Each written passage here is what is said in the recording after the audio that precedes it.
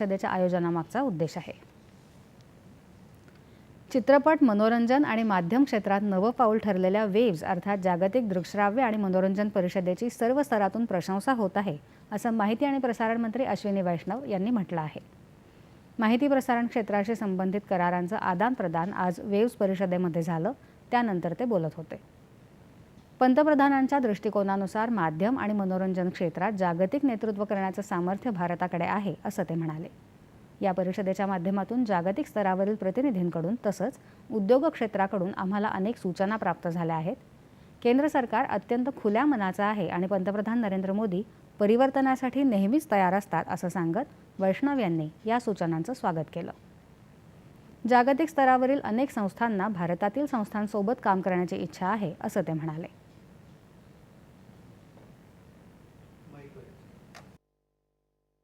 भारत में film education, film entertainment, media इस दुनिया में एकदम नया कदम है.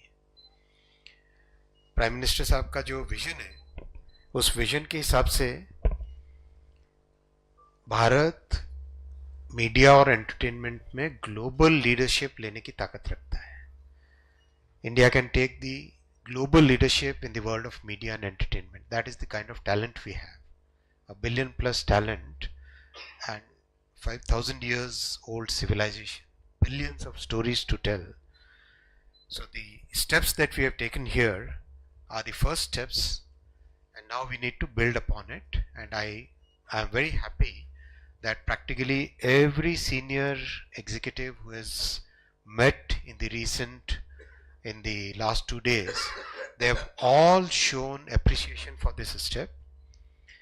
And they have shown their huge willingness to work with us, work with our institutions, and help build those institutions for a long-term sustainable growth. वैष्णव यांनी या परिषदेत AVGC XR म्हणजेच animation, visual effects, gaming, comics आणि extended reality या क्षेत्रातील अग्रगण्य उपक्रमांचं उद्घाटन केलं.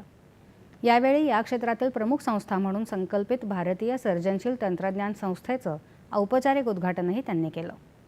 IIT आणि IIM यांच्याप्रमाणेच भारतीय सर्जनशील तंत्रज्ञान संस्था ही क्षेत्रातली प्रमुख संस्था बनेल आणि योग्य प्रतिभा शोधून प्रतिभेचं संवर्धन करेल, असा विश्वास वैष्णव यांनी यावेळी व्यक्त केला.